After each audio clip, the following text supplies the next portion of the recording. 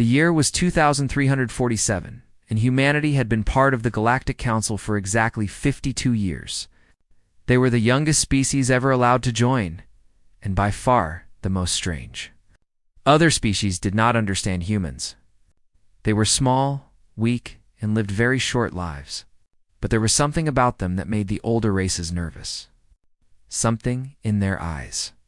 Something in the way they smiled when things went wrong. Admiral Park Jisoo stood on the bridge of the UES's Defiance, the largest warship Earth had ever built. She was 53 years old, with gray streaks in her black hair and a face that had seen too many battles. Her crew moved around her like a well-oiled machine, each person knowing exactly what to do. The ship hummed with quiet power.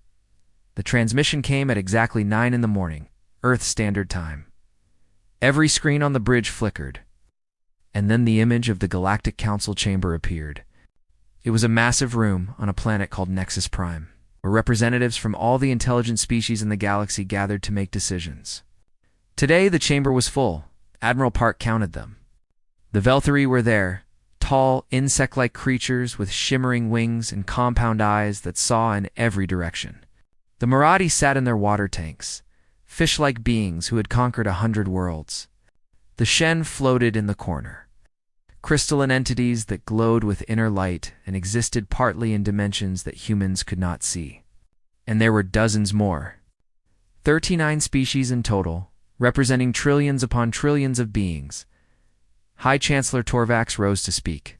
He was Velthari, ancient, even by their standards, with wings that had faded from bright blue to dull gray.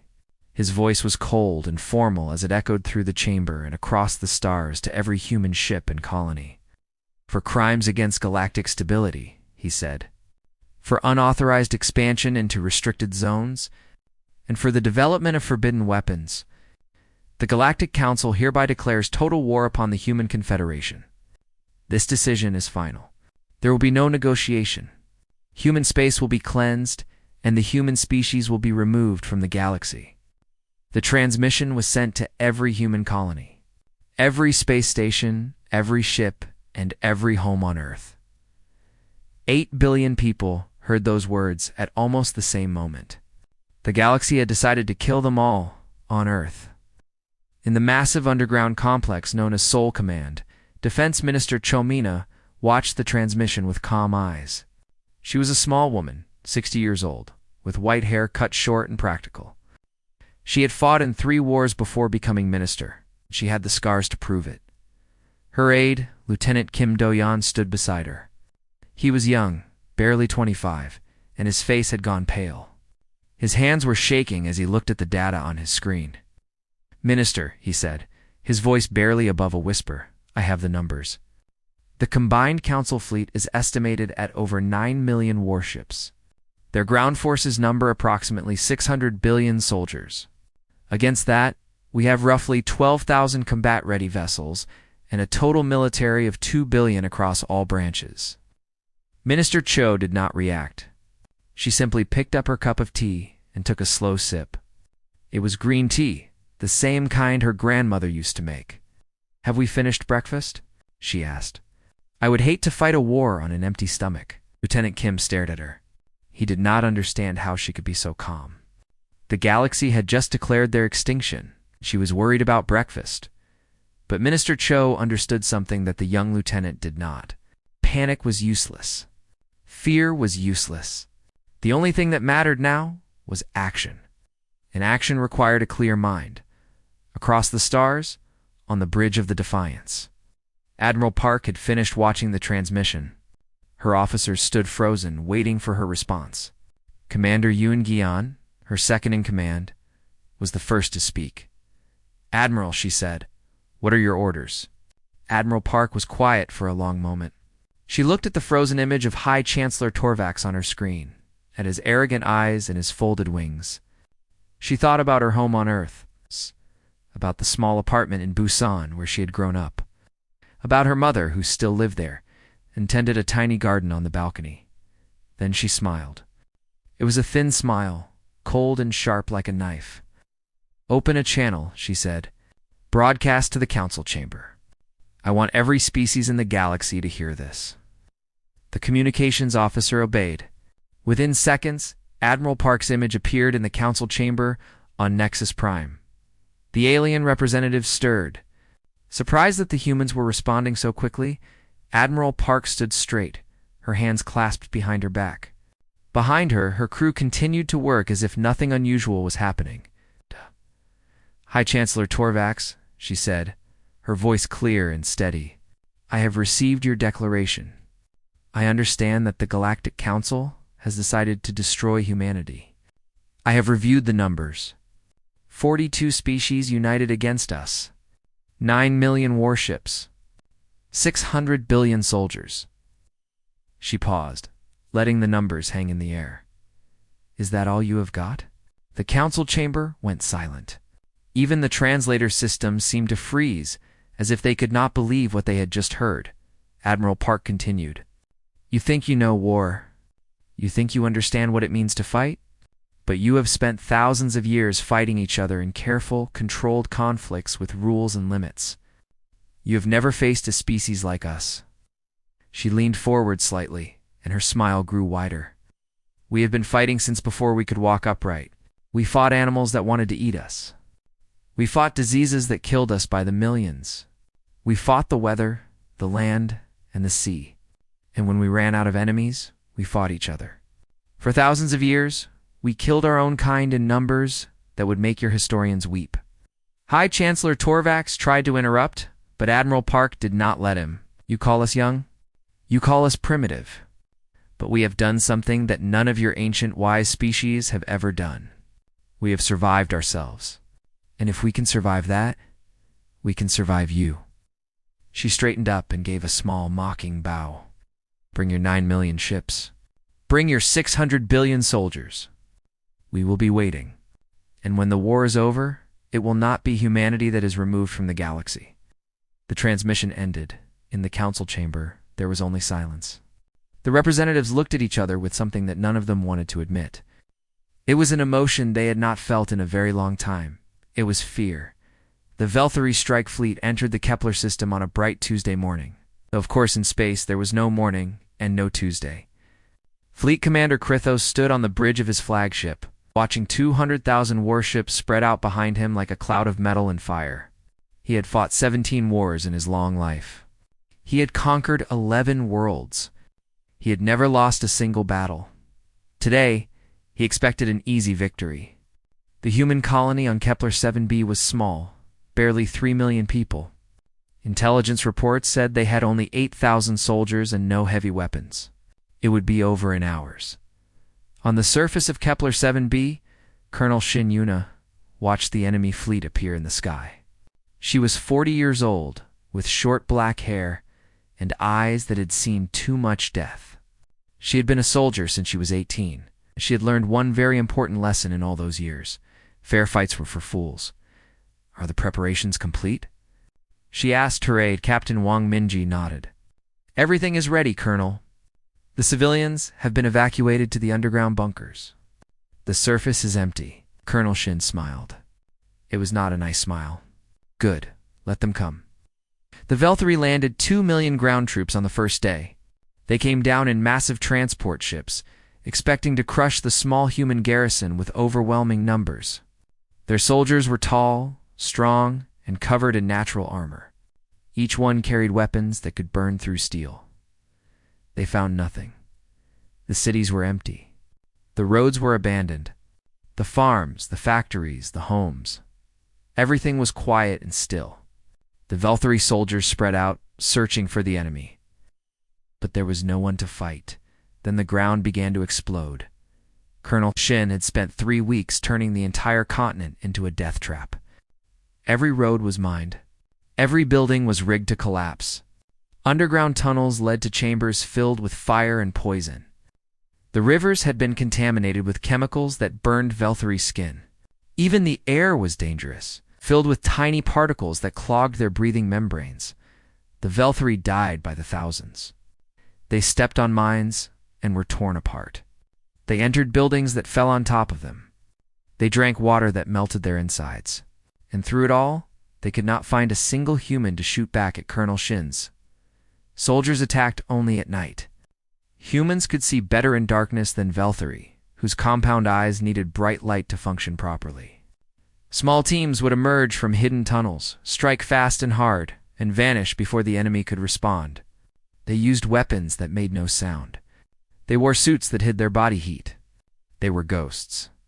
But the psychological warfare was even worse. Colonel Shin ordered her soldiers to play recordings through hidden speakers scattered across the continent. The sounds were terrible. Human screaming. Human laughter. Human singing. The Velthari had never heard anything like it. The noises followed them everywhere, day and night, never stopping, never letting them rest. Sergeant Bei Jungwoo led one of the night teams. He was a big man, quiet and patient, with hands that could kill in a dozen different ways. On the 5th night of the battle, his team ambushed a Velthari patrol of 50 soldiers. They killed them all in less than 3 minutes. Not a single shot was fired. Just knives, wire, and bare hands. When it was over, Sergeant Bei arranged the bodies in a circle with their weapons piled in the middle. He left a note written in the Velthari language. It said simply, "We are everywhere." In orbit, Fleet Commander Krithos watched his army die. Reports came in every hour, each one worse than the last. His soldiers were breaking. They refused to enter buildings. They shot at shadows. Some had gone mad from the constant noise and the fear of invisible enemies. On the 7th day, Krithos made a decision. He would burn the planet from space. If the humans wanted to hide underground, he would turn the surface into glass and dig them out later. He ordered his fleet to begin. Orbital bombardment Captain Moon Taiwan was waiting for him. The human defensive fleet was tiny. Just 47 destroyers against 200,000 Velthari warships. By any reasonable calculation, it should have been a massacre. But Captain Moon was not a reasonable man. He attacked first. His destroyers dove into the Velthari. Formation like wolves into a flock of sheep. They did not fight like council species fought, keeping distance and exchanging careful shots. They got close. So close that the larger Velthari ships could not maneuver without hitting each other. And then Captain Moon did something that no species in the galaxy had ever done. He pointed his own flagship directly at Krithos's command carrier and accelerated to maximum speed. "All hands," he announced calmly. "Prepare for emergency teleportation." "It has been an honor serving with you." His crew teleported out 3 seconds before impact. The destroyer hit the command carrier like a bullet, tearing through its shields and armor and engines. The explosion was visible from the planet's surface. The Velthari fleet fell into chaos. They had never seen suicide tactics before. It was irrational. It was insane. No civilized species would waste ships and lives so carelessly. But that was the point. Humans were not civilized by galactic standards. They were survivors, and survivors did whatever was necessary. Reinforcements arrived from Earth 2 days later. Admiral Park herself led the relief fleet.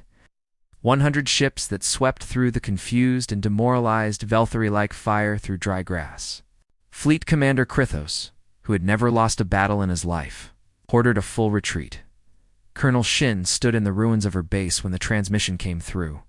She was covered in dirt and ash and alien blood. Half her soldiers were dead. But she was smiling, Admiral Park said. 3,000 casualties on our side, Colonel Shin replied. Velthari losses estimated at 1.4 million ground troops and 62,000 vessels destroyed or disabled. Admiral Park nodded slowly. The math was incredible. For every human who died, nearly 500 Velthari had fallen. Well done, Colonel. Rest your troops. This is just the beginning. Colonel Shin looked up at the sky, where the last Velthari ships were fleeing toward the edge of the system. She thought about all the soldiers she had lost, all the families who would receive bad news, all the empty chairs at dinner tables. Then she thought about what the Velthari had planned to do. They had come to kill 3 million civilians. Men, women, children. They had come to wipe out her people. She felt no guilt at all. It's just the beginning, she repeated quietly. Yes, I suppose it is. The Marathi were a proud species. They had ruled their corner of the galaxy for 8,000 years. Their homeworld, Morid Prime, was a beautiful planet of endless oceans, where massive cities rose from the waves and their people swam through crystal-clear waters that stretched from pole to pole. In all their long history, no enemy had ever successfully invaded their world. Their navy was the most powerful in the Council. Their defenses were perfect. Fleet Admiral Han. Yunji was about to prove them wrong. She was not like Admiral Park, where Park was loud and bold. Han was quiet and thoughtful. She was 58 years old, with a thin face and eyes that seemed to look through people rather than at them. Her crew called her the Ghost Admiral because she never raised her voice, never showed emotion, and never made a mistake. Her fleet gathered at the edge of Marathi space. It was not a large fleet by Council standards, only 300 ships. But Fleet Admiral Han did not need a large fleet. She needed something else entirely. She needed patience. The attack began not with ships, but with a single probe. It was small, no bigger than a human hand, and it entered Morid Prime's atmosphere in the middle of the night. The Marathi defense systems detected it immediately and shot it down within seconds. They thought nothing of it. Probes were sent all the time to test defenses. It was normal, but this probe had already done its job. As it fell through the atmosphere, it released its payload into the largest ocean on Morid Prime. The payload was a container of bacteria, carefully designed by human scientists. The bacteria were harmless to Marathi. They could not infect the fish-like aliens or make them sick, but they could eat algae. And algae was the foundation of the entire Marathi food chain. Within 48 hours, the algae began to die. Within a week, the fish that ate the algae began to starve. Within 2 weeks, the larger creatures that ate the fish were dying as well. The entire ocean ecosystem was collapsing. And the Marathi did not understand why. Scientist O'Yarin had designed the bacteria herself. She was a quiet woman of 35, with thick glasses and messy hair. She had spent her whole life studying marine biology, and she had never imagined that her knowledge would be used for war. But when the Council declared its intention to exterminate humanity, she had volunteered immediately. "They wanted to kill our children," she said when asked why. "I have a daughter. She is 7 years old. I will do anything to protect her." The bacteria were just the beginning. Fleet Admiral Haynes' next target was the orbital platforms that controlled Morid Prime's tides. The Marathi had built these platforms thousands of years ago. They used artificial gravity to stabilize the ocean currents, preventing storms and keeping the waters calm. Without them, the planet would tear itself apart. Han's fleet did not engage the Marathi navy directly. That would have been foolish. Instead, her ships attacked the platforms from long range, destroying them one by one over the course of 3 days. The Marathi sent their entire fleet to stop her, but Han simply retreated, leading them on a chase through the outer system while her bombers continued their work. When the last platform fell, the tsunamis began. Waves 200 meters tall swept across the planet. Coastal cities were destroyed in minutes. Spawning grounds where Marathi children were born were wiped out completely. Millions died in the first hour alone. The Marathi high priest, an ancient creature named Thule, demanded to speak with the human commander. His image appeared on Fleet Admiral Han's screen, and she saw that his face was twisted with grief and rage. "Hey, how can you do this?" he demanded. "How can you be so cruel? We are a peaceful people. We only joined this war because the Council required it. We have done nothing to deserve this." Fleet Admiral Han looked at him with her cold, empty eyes. "You voted for our extinction," she said simply. "You agreed to kill 8 billion humans, including our elderly, our sick, and our children. You did this knowing that we had done nothing wrong. And now you ask how we can be cruel?" She leaned forward slightly. "This is not cruelty, High Priest. This is efficiency. You attacked us, and now we are defending ourselves. If you wish for the attacks to stop, you may surrender. If you do not surrender, we will continue until there is nothing left to destroy. The choice is yours." But the worst was still to come. Lieutenant Kang Jin-ho was a Navy diver. He had spent 15 years exploring the deep oceans of Earth, going places where no human had ever been before. When the war began, he volunteered for a special mission. He led a team of 30 divers into the deepest trenches of Morad Prime. They wore special suits that allowed them to survive the crushing pressure. They had been enhanced with artificial gills and night vision implants. They carried no weapons except knives in their own hands. The Moradi leadership had hidden in the deep trenches for safety. No enemy could reach them there. No ship could dive that deep. They were certain that they were safe. They were wrong. Kong's team swam for 3 days, moving through water so dark that even their enhanced eyes could barely see.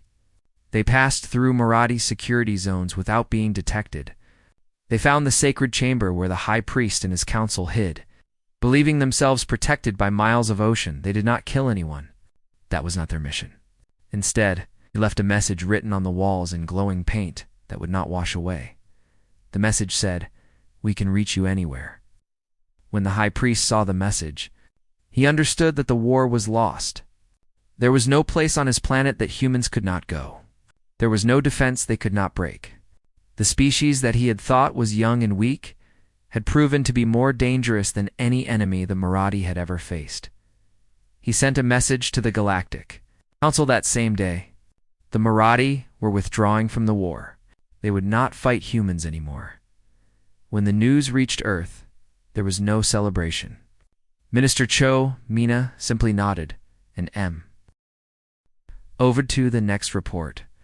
Lieutenant Kong and his team were given medals and a quiet ceremony. Fleet Admiral Han returned to Earth and immediately began planning her next campaign. The war was far from over, but humanity had won its second major victory, and the galaxy was beginning to understand something important. Humans did not fight fair. They did not follow rules. They did not care about honor or tradition. They only cared about winning. And they would do absolutely anything to achieve it. The other council species watched the fall of the Moradi with growing unease. They had expected this war to be easy. They had expected to crush the young species in a few months. Now, they were not so sure. The Shen were the oldest species in the galaxy. They had existed for 3 billion years, long before any other intelligent life had crawled out of the oceans of their home worlds. In that time, they had evolved beyond physical form. They were beings of pure consciousness. Crystalline structures that existed partly in dimensions that other species could not even imagine. They did not eat, did not sleep, did not reproduce in any way that made sense to younger races. They also did not fear. Fear was an emotion for creatures of flesh and blood, for beings that could be hurt or killed. The Shen had transcended such limitations long ago. They were eternal. They were untouchable. Or so they believed. The Shen entered the war 6 months after it began. They had watched the Velthari fail. They had watched the Moradi surrender. They were not impressed. These were young species using young tactics. The Shen would show the galaxy how a truly advanced civilization fought. They attacked without warning. One moment, the human colony on Titan was functioning normally. The next moment, every electronic system on the moon went dark. Ships lost power and drifted helplessly. Soldiers collapsed, their minds scrambled by waves of pure psychic energy. The colonists fell into comas from which they could not wake. The Shen did not use ships or weapons in any conventional sense. They simply existed in multiple dimensions at once, phasing in and out of normal space like ghosts. Human weapons passed through them without effect. Shields meant nothing to beings that could step sideways through reality itself. For the first time since the war began, humanity faced an enemy it could not fight. Dr. Lim Suho received the news at his laboratory on Ganymede, one of Jupiter's moons. He was a theoretical physicist, not a soldier. He was 42 years old, with messy hair and glasses that were always slightly crooked. He had spent his entire career studying quantum mechanics, the strange rules that govern the universe at its smallest scales. Now the military was asking him to save humanity. The Shen exist in quantum superposition, General Shin Yuna explained through the screen. She had been promoted after Kepler 7b, and now she commanded all human ground forces. They are everywhere and nowhere at the same time, until something forces them to choose. Our weapons cannot target them because they are not really there. Dr. Lim nodded slowly, thinking. His team gathered around him. Dr. O. Yaren, who had created the bacteria that destroyed the Moradi ecosystem. Dr. Bei Junha, an expert in dimensional theory. Technician Song Nari, who could build anything from spare parts and determination. If they exist in superposition, Dr. Lim said slowly, then they must collapse into a single state when observed. That is basic quantum mechanics. The act of observation forces a particle to choose. But we are observing them, General Shin replied. Our sensors can detect them. Our soldiers can see them. It does not seem to matter. Dr. Lim shook his head. Normal observation is not enough. The Shen have evolved to resist it. We need something stronger. We need to observe them completely, from every angle, in every dimension, all at once. We need to force them to become solid. He turned to his team. We need to build something new. They worked for 72 hours without sleep. Dr. Lim filled whiteboards with equations that no one else could. Understand, Dr. Bei ran simulations that crashed the laboratory's computers 3 times. Technician Song built prototype after prototype, each one failing in a different way. Meanwhile, the Shen continued their advance. 3 more colonies went dark. A military fleet was destroyed without firing a single shot. The soldiers did not die. They simply stopped being able to think. On the 3rd day, Dr. Lim had a breakthrough. The Shen exist in a state of quantum probability, he explained to his exhausted team. They spread themselves across multiple dimensions to avoid being pinned down. But what if we do not try to pin them down? What if we simply observe every possible position they could occupy at the same time? Dr. O frowned. That would require more energy than our entire civilization produces in a year. No, Dr. Lim said, his eyes lighting up. Not if we use their own dimensional shifting against them. Every time they phase, they create a tiny ripple in space-time. If we amplify those ripples and feed them back, we can create a resonance cascade. It would force them into a single state, whether they like it or not. They built the first resonance array in 12 hours. It was ugly, a mess of wires and crystals and jury-rigged power systems. But when they tested it on a captured Shen fragment, the results were immediate. The crystalline entity, which had been flickering in and out of visible existence, suddenly became solid. It fell to the ground with a crash and lay there, unable to move or phase away, for the first time in 3 billion years. A Shen had been made vulnerable. Fleet Commander O'Haran led the counterattack. She was young for a commander, only 35, but she had proven herself in a dozen battles. Her ships were equipped with the new resonance projectors. Ugly additions bolted onto their hulls without elegance or style.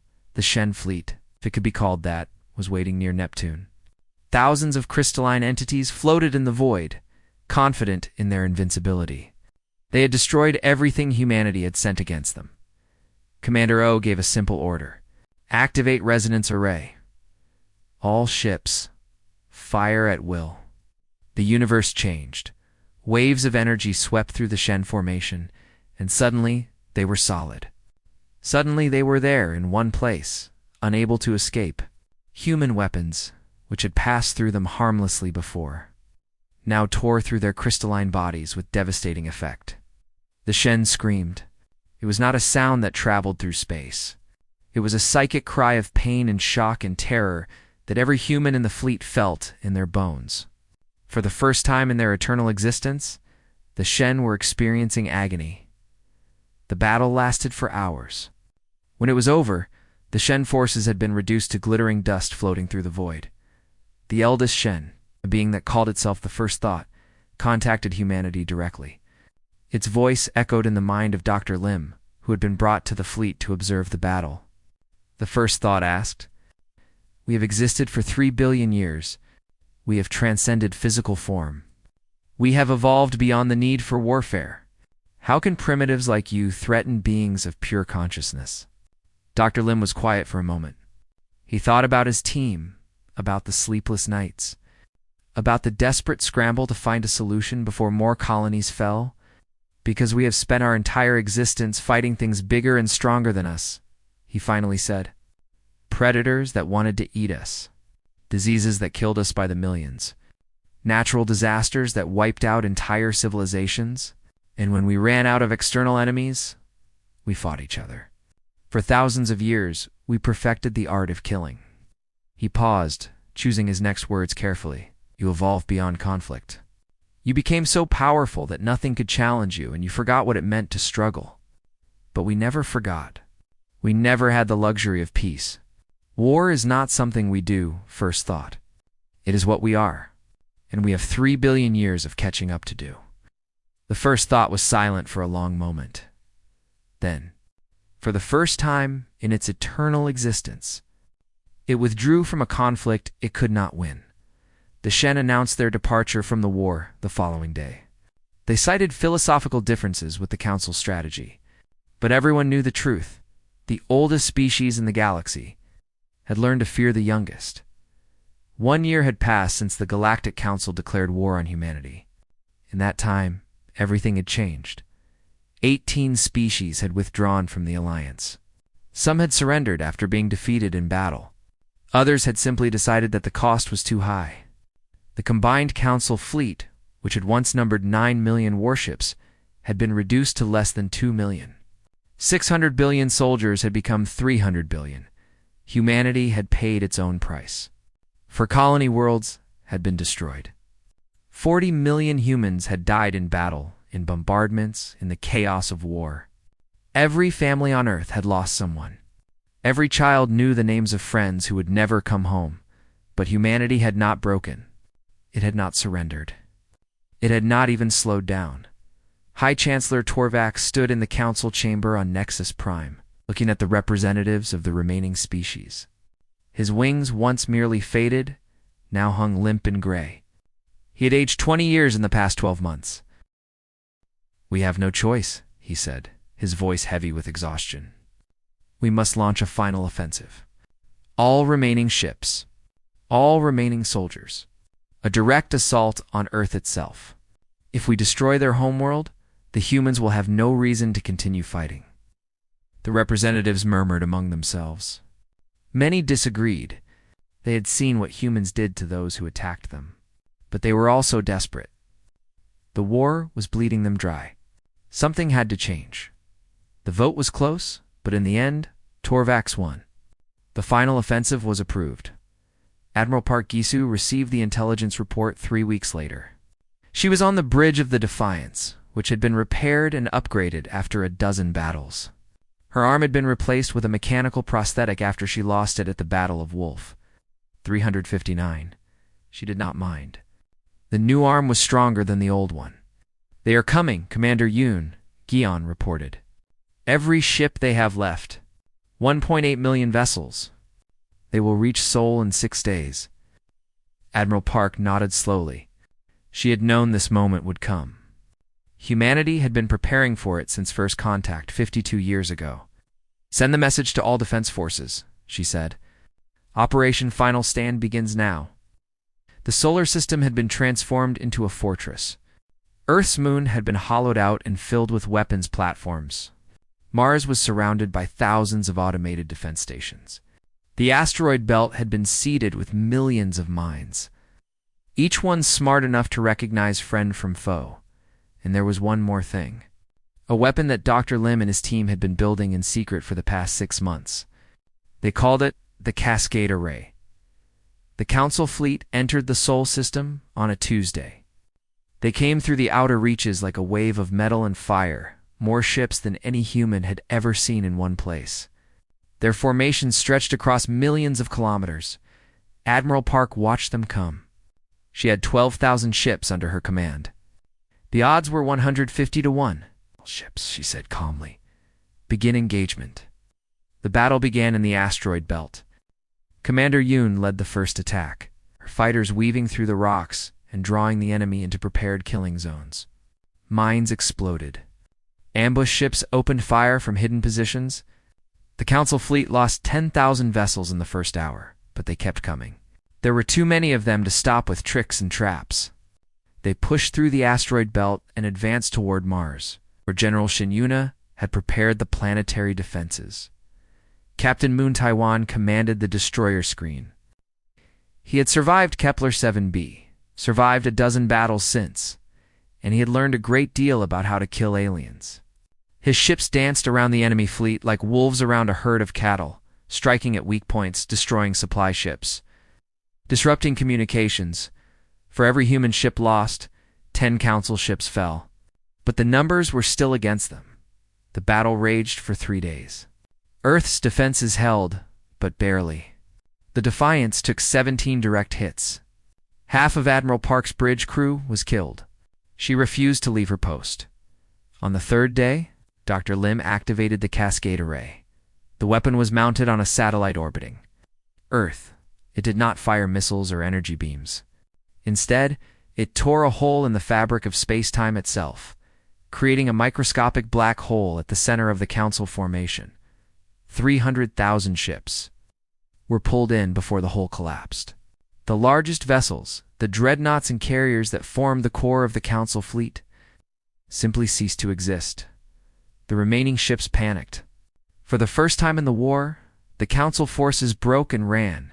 High Chancellor Torvax, watching from his flagship at the edge of the system, stared at his tactical display in disbelief. Half his fleet was gone in an instant. The rest were fleeing in every direction. He had lost. After everything, after all the sacrifices, humanity had won. He opened a communication channel to the Defiance. Admiral Park appeared on his screen. She was covered in blood, some of it her own. Her bridge was burning around her. Her mechanical arm was sparking and damaged, but she was smiling. "Hi, Chancellor," she said. "I believe you wish to speak with me." Torvax lowered his head. "We request a ceasefire. The war is over." Admiral Park's smile faded. When she spoke, her voice was cold and hard. "You came to exterminate us. You brought 9 million ships and 600 billion soldiers. You united 42 species against one young race that had done nothing wrong. You killed 40 million of my people. You destroyed 4 of our worlds." She stood up, ignoring the pain from her wounds. "And you failed? Now you will return to your worlds and tell your children what happened here. Tell them that humanity did not ask for this war. Tell them that we simply finished it. And tell them that if anyone ever threatens us again, we will do the same to them." The transmission ended. 3 weeks later, the Treaty of Seoul was signed. Humanity was granted full territorial sovereignty over its space. The Galactic Council was dissolved. A new governing body was formed, and humans were given permanent seats on the Security Committee years later. A young Velthari journalist visited Earth. She requested an interview with Admiral Park, who had retired to a small house near the ocean in Busan, the same city where she had grown up. The same neighborhood where her mother had once tended a tiny garden. The journalist asked many questions about the war, about the battles, about the strategies and weapons that humanity had used. Admiral Park answered them all patiently. Finally, the journalist asked the question that had haunted every species in the galaxy since the war ended. "Why did you fight so hard? You were outnumbered, outgunned. Every calculation said you would lose. Why did you not surrender and accept whatever terms the Council offered?" Admiral Park was quiet for a long moment.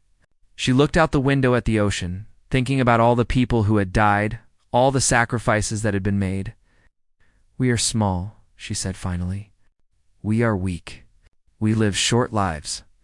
Every species in the galaxy is stronger, smarter, or older than us. We have no natural advantages, no special powers, nothing that should have let us survive." She turned to look at the journalist with eyes that had seen too much death. "But we have one thing that none of you have. We do not know when to quit. We do not know how to surrender. When everything is against us, when all hope is lost, when any rational being would give up, we keep fighting. It is not bravery. It is not stupidity.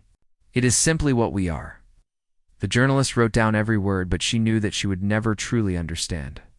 Her species had evolved in safety and comfort, in a universe that had been kind to them. They had never needed to develop the terrible, beautiful stubbornness that humans possessed. As she left Admiral Park's house, she looked up at the sky. Somewhere up there beyond the clouds, her people were rebuilding after the war. They were learning to live alongside humans, learning to see them not as primitives or threats, but as equals. The galaxy had changed forever, and it was all because one small, young, stubborn species had refused to accept defeat. The journalist smiled slightly and whispered to herself the words that had become famous across the stars. The words that Admiral Park had spoken on that first day, when the Council had declared war. Is that all you have got? For humanity, it seemed, it never would be.